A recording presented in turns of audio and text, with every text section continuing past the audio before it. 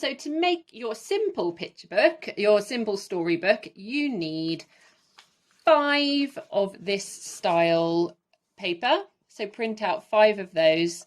You can see I've got 5 here with lines on both sides, and you can fold those in half. You then need 1 of this style paper with the blank side there on the left, and again you can fold that in half. All you do is you take your 5 pieces here and you put this page with the blank page on the top. You then fold your book like that, and you have created your wonderful story book. So if you look here, we've got space at the front to do our front cover.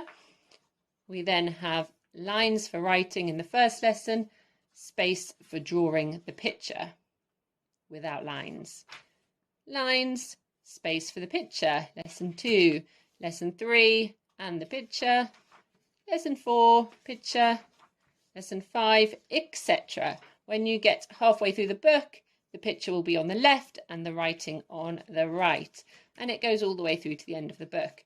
You may like to connect your book by putting a little bit of sellotape along to connect it. Some parents have even sewn down the middle there, so it looks like a real book.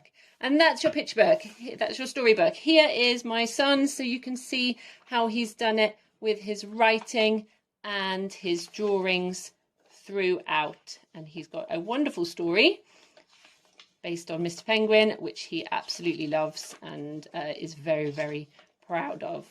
So there you go, how to make a nice simple picture book. If you think your child might write more, you don't necessarily have to use 5 of these sheets. You could increase that to perhaps 7 if you want. It doesn't really matter, but I would say at least 5 so that there's a page per lesson.